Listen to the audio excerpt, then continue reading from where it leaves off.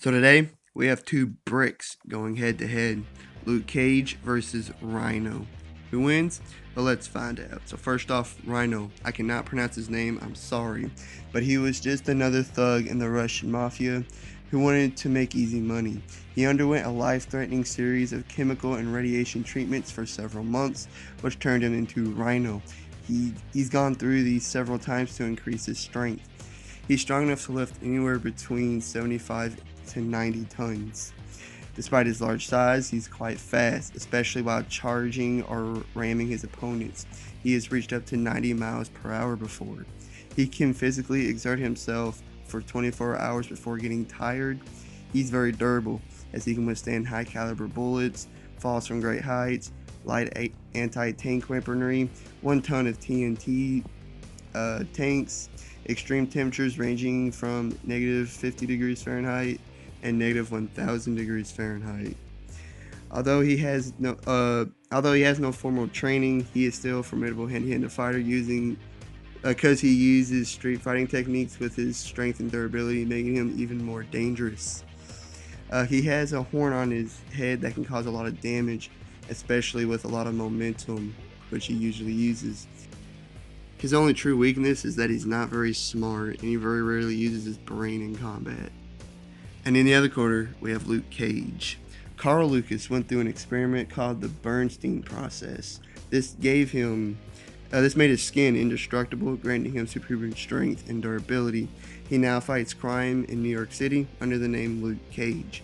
He's strong enough to lift 25 to 40 tons, punch through barriers as thick as 4-inch steel plates, and carry a semi-truck over 7 city blocks.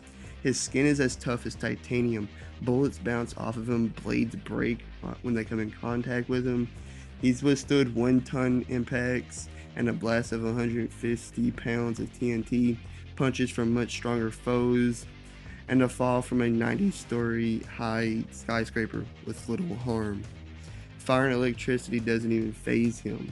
He can run up to 40 miles per hour despite not being much of a speedster. He has superhuman stamina. He's a skilled street fighter and brawler, and he's had extensive training with the Iron Fist to improve his skill in acrobatics as well.